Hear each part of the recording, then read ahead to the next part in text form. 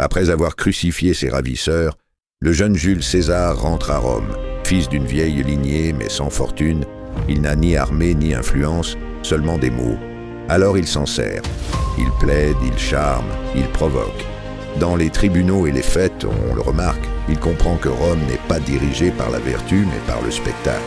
Et lui sait déjà jouer. On l'envoie en Espagne pour s'en débarrasser. Là-bas, la province est en révolte.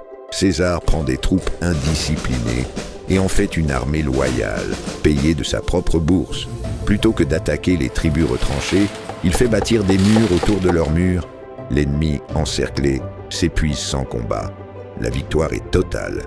Un soir, à Cadiz, il s'arrête dans un temple dédié à Hercule. Face à la statue d'Alexandre le Grand, il reste longtemps immobile. Puis murmure « À mon âge, Alexandre avait conquis le monde. Et moi, rien encore. » Il rentre à Rome décidé à ne plus être un second rôle. Mais les portes du Sénat restent closes. Alors il s'allie avec Crassus, le banquier, et Pompée, le héros des armées. 3 hommes, un pacte secret. Argent, gloire, popularité. Le triumvirat est né. Le pacte des 3 hommes avait changé Rome.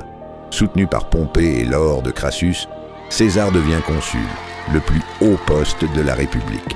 Pour cimenter leur alliance, il offre à Pompée la main de sa fille, Julia. Le mariage scelle la paix, pour un temps. Mais bientôt, ses lois audacieuses, son mépris du Sénat et son appétit de réforme enflamment la ville. Dans les rues, les partisans s'affrontent, des pierres volent, des torches brûlent. Rome tremble sous les cris. On accuse César de vouloir le pouvoir absolu. Lui se tait. La nuit, dans le Sénat désert, il reste seul. Le marbre résonne de ses pas. Devant les sièges vides, il comprend. Ceux qui refusent de le suivre, il les forcera à marcher derrière lui. Les pépites du passé.